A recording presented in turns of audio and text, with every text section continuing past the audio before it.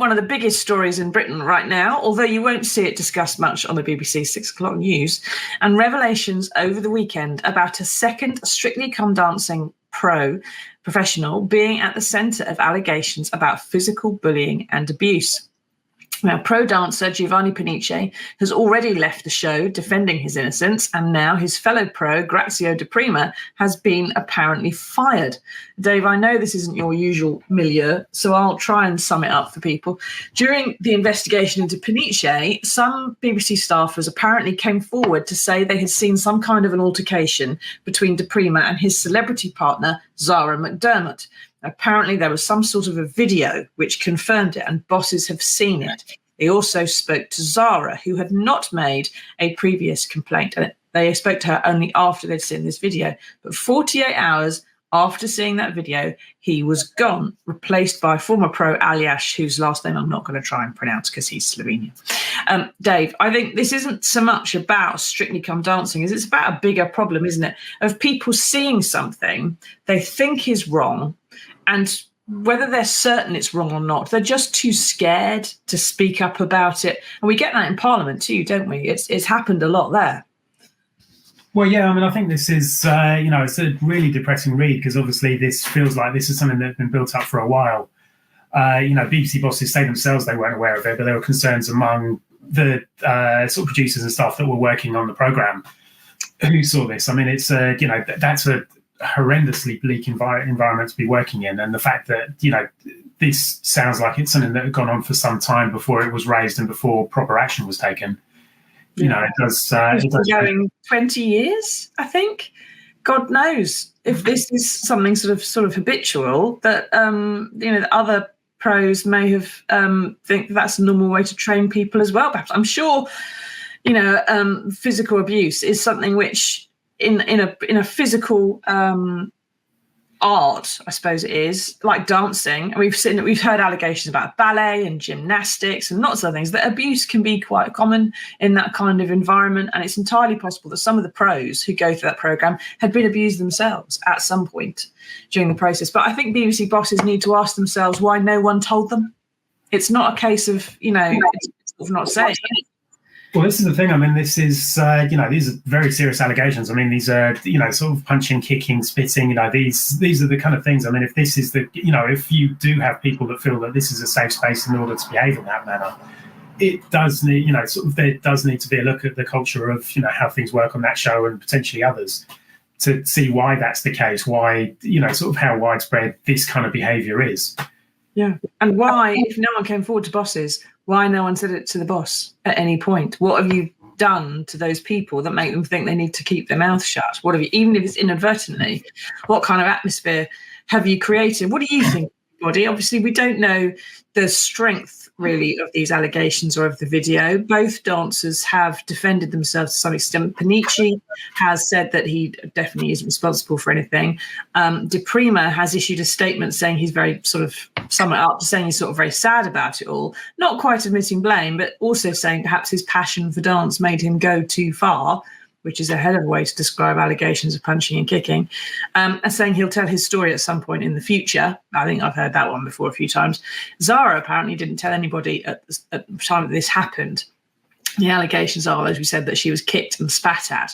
Now, afterwards, and this is particularly galling to me when I heard this, when I read this first over the weekend, Dave, is that after these apparent incidents had happened, Zara McDermott had to go out there in front of millions of people and do a touchy-feely romantic dance, wrap her legs and arms around someone who apparently had done this. And, when they got voted out, they have to stand there in tears and tell each other how much they've changed each other's lives and how wonderful their experiences were, both of them.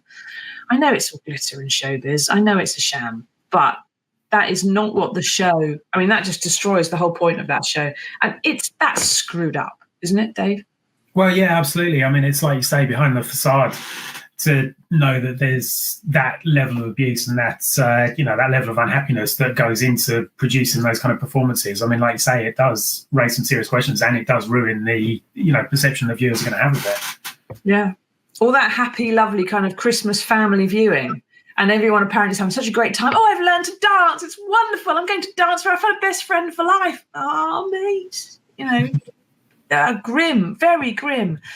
What do you think, everybody? There's only Strictly fans out there. We only got politics fans. What about football fans? Anybody still upset about the Euros? What do you think about Gareth Southgate maybe getting a knighthood? Do let us know. Now, I will just say that after people lose football matches, especially after England loses football matches, there is usually an uptick, generally speaking, in domestic abuse reports and domestic violence.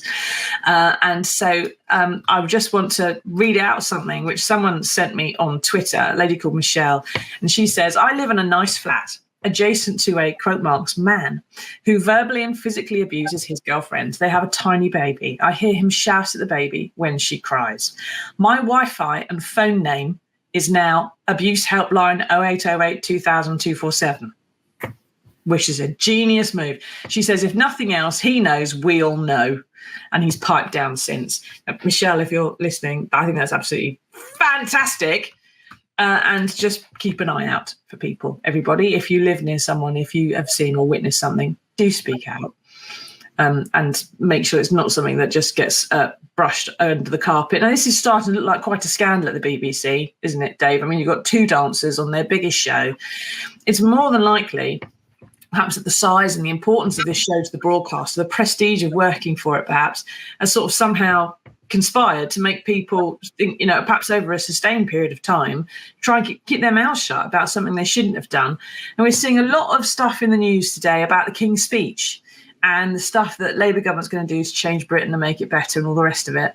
What laws are going to be in the King's Speech? Do you think the new Labour government would, for example, make misogyny a hate crime to help stamp this out, or do anything generally about abuse of women? Yeah, I mean, the Labour government has made a very strong commitment that it wants to halve violence against women and girls over the next decade. Half a Strictly Dancers job done. Sorry, go on. So, I mean, there's, as you say, a huge amount of work to do on that. There's a huge amount of work, and it permeates through not just policing, it's through the court systems, it's through sort of mental health services. I mean, this is a real societal shift in order to achieve that. But yeah, as part of the King's Speech, there's going to be a crime bill included within that. That's going to cover several facets. And there's going to be measures in there, sort of the having domestic abuse specialists within 999 call centres and all this kind of thing. Sort of speeding up the court systems, sort of providing specialist support so that people aren't dropping out of the legal system in the way it has. I mean, like I say, there's so much work to do on this front, and it seems like an area that's been neglected for so long that, they're really going to have their work cut out. But certainly, yeah, we can expect to see some legislation promised on that come Wednesday.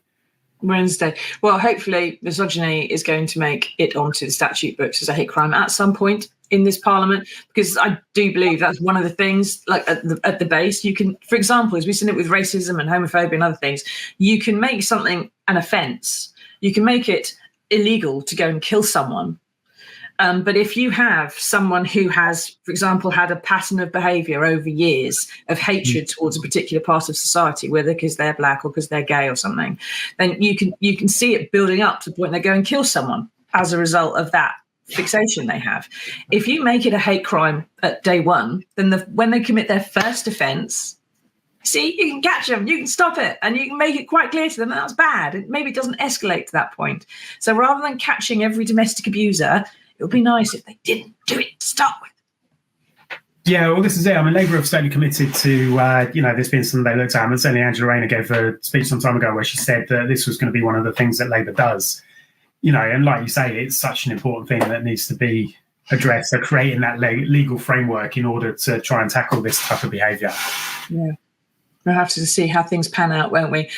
So far, there haven't been any allegations about other Strictly Dancers, I should say, despite my light-hearted remark. But it's only Monday morning, 9:15. Let's see how the rest of the week goes, shall we?